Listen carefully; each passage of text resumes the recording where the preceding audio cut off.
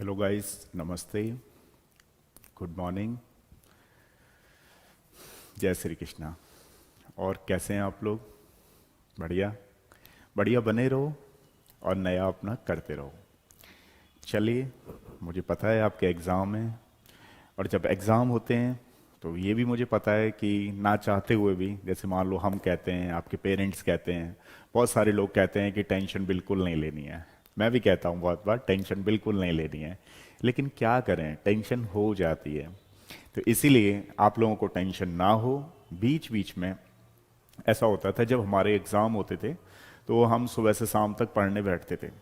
अब उस समय फ़ोन तो होता नहीं था, लेकिन हाँ, फिर भी क्या होता था कि जैसे मान लीजिए हम लोग थोड़ा सा उस तरीके से आते थे ना, वो गाने सुनने वाले सॉन्ग सुनने वाले, तो हम लोग जो है अपना रेडियो वगैरह बजा लेते थे। मतलब बहुत पुराने नहीं हैं हम लोग लेकिन फिर भी उस तरीके से फ़ोन वगैरह नहीं था। 2000, 2004, 6, 8 तक की बात यहाँ चल रही है हमारे पास। तो इस तरीके से, तो मतलब बीच बीच में कभी खुद भी गाना गुनगुना लेते थे।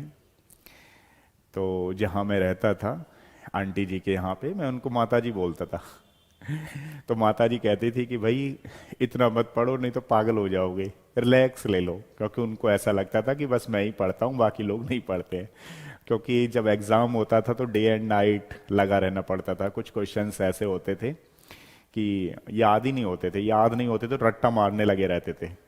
ठीक है ना, कभी इधर से ये तो मतलब कभी उधर से चलते फिरते, तो माता जी भी परेशान हो जाती थी। उनको ये लगता था कि कहीं आदमी परेशान तो नहीं हो गया। तो जैसे मैंने अभी आपको बताया कि रिलैक्सेशन मोड बहुत होना ज़रूरी है। क्योंकि जब आप एग्ज़ाम की तैयारी कर रहे होते हो और एग्ज़ाम जैसे जैसे नज़दीक आते रहते हैं, वैसे ही दिल की धड़कनें बढ़ती रहती हैं।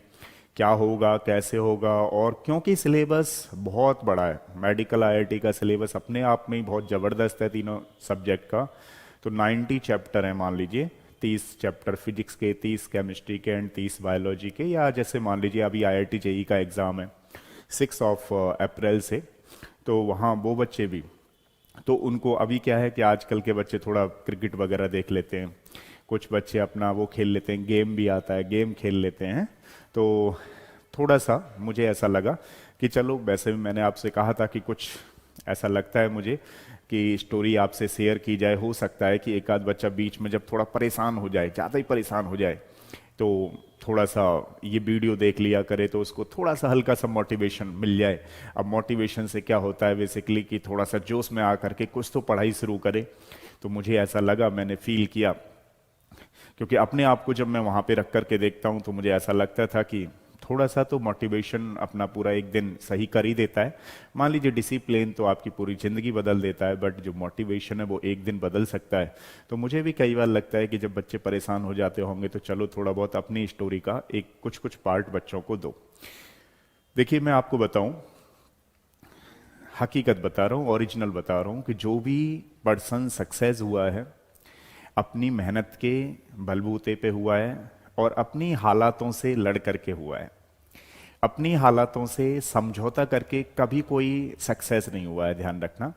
जब हम लोग अपने हालातों से समझौता कर लेते हैं, वो जिंदगी में, मतलब जिंदगी को जी रहे होते हैं, जिंदगी में बहुत बड़ी एक बोलते हैं ना सक्सेस वाली, ग्रांड सक्सेस जिसको बोलते हैं, वो तो नहीं होती है, बट लेकिन हाँ, जी रहे होते हैं। हालातें सबके साथ होते हैं, किसी के साथ थोड़े कम होते हैं, किसी के साथ थोड़े बस्ट से भी बस्ट होते हैं, और इतने बस्ट होते हैं कि उस समय समझ में नहीं आता है कि हम क्या करें क्या ना करें। लेकिन वहां पर बस और केवल बस आपके अपने भी साथ छोड़ देते हैं। और जब आपका जो मेन साथ देता है वो है आपका पेशेंस।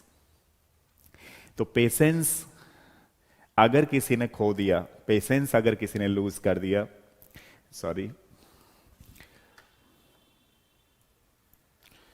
ध्यान रखिएगा, अगर किसी ने पेशेंस लूज कर दिया तो फिर वो सक्सेस नहीं होगा और प्रॉब्लम में आ जाएगा। कितनी भी कंडीशन खराब आ जाए आपकी, ये आपको ध्यान रखना है कि आज अगर आप पेशेंस रखोगे तो डेफिनेटली कल सक्सेस होगे। चलो मैं एक कहानी बताता हूं आपको, ठीक है? जब मैं एमएससी में था, एमएससी में मेरा एडमिशन हुआ था। एक्चुअली मैं बीएससी में कर ली थी, और बीच में जब मैं कर रहा था 12th के बाद, तो मैं पढ़ते, क्योंकि देखो पहले के जो टीचर होते थे, इस पे भी अलग से एक वीडियो बनाऊंगा मैं। पहले के जो टीचर होते थे वो बेचारे अपने पॉकेट मनी के लिए इसमें टीचिंग लाइन में आते थे। कई बार वो प्रैक्टिस करते करते करते ज़्यादा ही कुछ डेप्थ में खो जाते थे सब्जेक्ट में, तो फिर वो अपना अलग से ही, जिसको आप बोल सकते हो कि सब्जेक्ट एक्सपर्ट हो करके, फिर वो जॉब की तरफ थोड़ा सा उनका मोह कम हो जाता था, क्योंकि फिर इधर की तरफ पैसे मिलने लगते थे। लेकिन आज की डेट में क्योंकि पैकेज बहुत अच्छा होता है टीचरों का, तो टीचर जो है उनकी कोई कंडीशन ऐसी नहीं होती है कि पॉकेट मनी की वजह से आ रहे हैं। बहुत सारे टीचर तो आईआईटी से करके अपना बीटेक वगैरह जो भी करते हैं अपना, तो फिर टीचिंग ही कर रहे होते हैं, है ना। शौक तो क्या कहेंगे इसको, शौक तो उनको होता है जो बेसिकली जिनकी कंडीशन कुछ ऐसी होती हैं। लेकिन आज की डेट में तो ये भी नहीं कहेंगे, क्योंकि जिसको भी हम कहेंगे कि भैया ये कंडीशनली टीचर है, वो हो ही नहीं सकता, क्योंकि वो आज की डेट में ना तो कोई कंडीशनल टीचर है, ना ही कोई कुछ इस तरीके से। अब चलिए, खैर मैं इस पे एक वीडियो बनाऊंगा। तो जब मैंने 12th किया था, तो 12th के बाद ही, 12th से ही मैंने पढ़ाना शुरू कर दिया था, क्योंकि पॉकेट मनी भी चलानी थी और अपना खर्चा भी चलाना था। क्योंकि मुझे लगता था कि अगर मैं 12th से पहले कुछ और काम करता था, तो काम तो मैं 6 क्लास से ही कर रहा हूँ बेसिकली। तो क्या हुआ था कि जब मैं एमएससी के लिए एडमिशन के लिए गया, तो उस समय मेरे पास पहली बार पैसे नहीं थे, तो मैंने एमएससी छोड़ दी। फिर एमए मैंने इंग्लिश से भर दिया, मैंने चलो कर ही लेते हैं, पढ़ाई नहीं छोड़नी, चाहे कितनी भी कंडीशन खराब हो जाए। तो बीएससी के बाद फिर मैंने जब एमए कर ली, कंपटीशन की थोड़ी बहुत तैयारी कर रहा था मैं। तो उसमें हो क्या रहा था बेसिकली, जब मैं एमए जिस समय कर रहा था बीएससी के बाद, तो किसी एग्जाम में सक्सेस ही नहीं मिल रही थी। जैसे फॉर एग्जांपल आप कहें कि जब मैं कर रहा था, तो जैसे ये नहीं होते टीसी, एसएससी, ये बैंकिंग वगैरह, तो किसी एग्जाम में सक्सेस ही नहीं मिल रही थी। अब जब नहीं मिल रही थी तो घर वालों को, मैं तो उतनी हिम्मत नहीं हार रहा था, लेकिन हमारे मम्मी पापा, मम्मी बेचारी को पता नहीं है कहाँ क्या है क्या नहीं है, लेकिन हमारे बाबूजी जो है पहले से ही कहने लगे भाई इसका, क्योंकि 2 लोग उनको और कहते थे भाई ये क्या करेगा, गवर्नमेंट सर्विस लगी नहीं है इसकी। तो फिर मतलब उनको वो ऐसा करके बोलते थे कि भाई कुछ लायक नहीं है ये।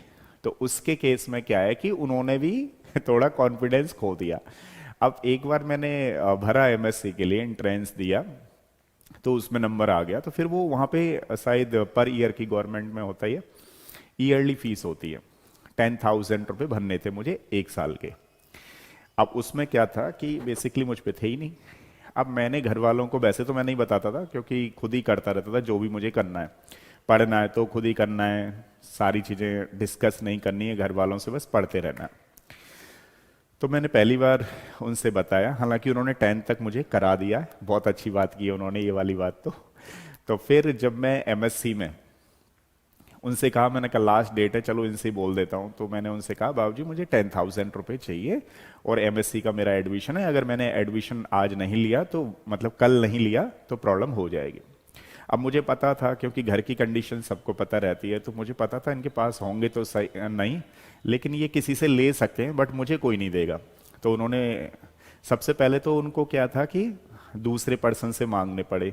तीसरी वाली बात ये थी कि उनका कॉन्फिडेंस मेरे प्रति खो गया था, क्योंकि उनको ऐसा लगा था कि कहीं ऐसा तो नहीं है कि ये दूसरे काम में ले जा रहा हो। तो फिर उन्होंने 10,000 रुपये किसी से मांग लिए।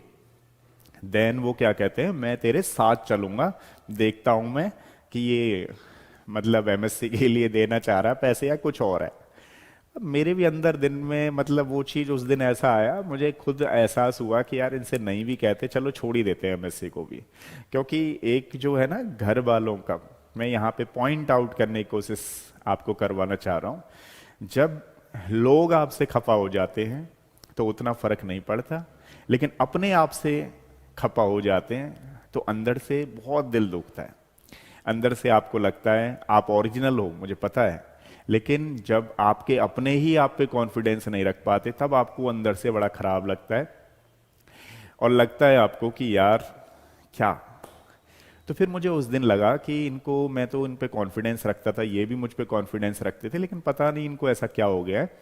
तो वो मेरे साथ गए, पहली बार, क्योंकि वैसे का भी नहीं गए वो कॉलेज वगैरह किसी दिन, लेकिन जब मेरा एमएससी का एडमिशन हुआ तो वो उस दिन मेरे साथ गए। अच्छा, मैंने भी थोड़ा सा अंदर से कंप्रोमाइज ही कर लिया था, वैसे तो मेरे अंदर से कई बार चीज़ें आ रही थी कि चलो मैं एडमिशन ना लूं, लेकिन फिर मैंने ऐसा सोचा कि 2 साल, मान लो बीएससी के 2 साल बाद मैंने एमए भी कर लिया है, इसके बाद अगर पढ़ाई को कंटिन्यूअस में ही रखना है, अगर नहीं रखा तो प्रॉब्लम आएगी। तो जब जाकर के उन्होंने देखा कि हाँ वास्तव में ही मैं सारे डॉक्यूमेंटेशन वहाँ पर डिपॉजिट करने जा रहा हूँ और मैं अपनी फीस भरने जा रहा हूँ, तो उनको थोड़ा बहुत रिलैक्सेशन हुआ। तो जो भी उन्होंने घर पे कहा होगा मुझे तो नहीं पता कहाँ क्या है क्या नहीं है, लेकिन उस दिन मुझे फील हुआ कि यार यहाँ तो कॉन्फिडेंस की बहुत बड़ी बात होती है। यहाँ तो कई बार क्या होते हैं, अपने जो है कॉन्फिडेंस हार जाते हैं। तो इस चीज़ से आपको मैं बताता हूँ, और मैं इस कहानी बीच बीच में जो छोटी मोटी टिप्स आपको डालूंगा ओरिजिनली, उस कहानी के थ्रू आपको ये समझाने की कोशिश करूंगा कि देखो कई बार क्या होता है, आपके अंदर कॉन्फिडेंस है, आपके अंदर बिलीव है, you can do it, but कई बार क्या होगा कि जो आपके घर वाले भी होंगे, कुछ घर वाले, क्योंकि बाहर वालों की जो सराउंडिंग है ना, हमारा तिवारी जी, मिश्रा जी, अंकल जी, शर्मा जी, जो भी है, अग्रवाल जी, वॉट एवर जो भी है, सिंह साहब, वो इतना भड़का देते हैं मतलब घर वालों को कि घर वालों को लगने लगता है कि जो बाहर वाले लोग हैं वो सही कह रहे हैं, बाकी जो उनका बच्चा है कहीं ना कहीं गड़बड़ हो जा रहा है। क्योंकि देखिए किसी को आप मान लीजिए, कई बार आपके सामने ही कोई 6 लोग मेरी बुराई करें, 10 लोग मेरी बुराई करें, तो आपके अंदर थोड़ी सी चीज घर कर जाती है कि अच्छा यार जब 10 लोग कह रहे हैं तो हो सकता है यही बुरा हो, ठीक है। जबकि हो सकता है कि मेरी सिचुएशन कुछ ऐसी रही हो, ताकि मैंने कुछ ऐसा किया हो। बाकी हर कोई आदमी, ध्यान रखना, गलत नहीं होता है, उसकी हालातें, उसकी मजबूरी कुछ ऐसी करा लेती है। तो मैं आपसे यही कहना चाहूँगा कि जो भी पेरेंट्स मान लीजिए देख रहा है, या स्टूडेंट को, तो मैं जनरली ये वीडियो बना ही रहा हूँ, आप लोगों के लिए बना रहा हूँ स्पेशली, और कुछ बीच बीच में टिप्स इसलिए डाल रहा हूँ ताकि आपके जब एग्ज़ाम है तो प्रेशर कभी मत लेना, अपने आप पर बिलीव रखना। आज देखिए मैं आपके सामने हूँ तो मतलब एमएससी तो कर ही रखा है ना, ये चीज़ है। उस दिन अगर मैं हिम्मत हार जाता है तो प्रॉब्लम में रहता है, इसलिए कभी भी हिम्मत नहीं हारनी है, पेशेंसफुली काम करना है। वक्त हर किसी का आता है, हर किसी का चला जाता है, वक्त के साथ चलते रहना, ठीक है। और कोई मजबूरी नहीं है कि आप किसी एक काम में सक्सेस हो सकता है आपके लिए कोई दूसरा काम वेट कर रहा हो, जरूरी नहीं कि ये सारी चीजें करो। लोग जो है गवर्नमेंट है तो है नहीं है तो कुछ नहीं है, ऐसा कुछ भी नहीं है, जिसमें आपको इंजॉयमेंट आए वो करो, ठीक है। लेकिन अपने ऊपर बिलीव जरूर रखो, क्योंकि देखो हो सकता है, अभी मैंने आपको इस स्टोरी के थ्रू समझाया कि कई बार घर वाले भी आपके अपोजिट हो जाएंगे, लेकिन अगर आपको अपने ऊपर कॉन्फिडेंस है तो ध्यान रखना घर वाले वगैरह कोई भी अपोजिट हो जाए, आपको सक्सेस जरूर मिलनी है, ठीक है। इसलिए जब भी कोई काम करें एक अपने ऊपर कॉन्फिडेंस के साथ करें, ठीक है।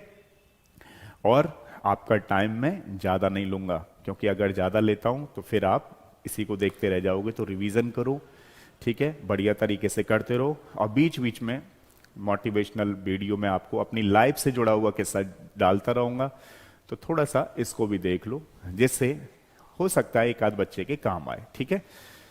चलिए नेक्स्ट वीडियो में मिलते हैं, तब तक के लिए थैंक यू सो मच।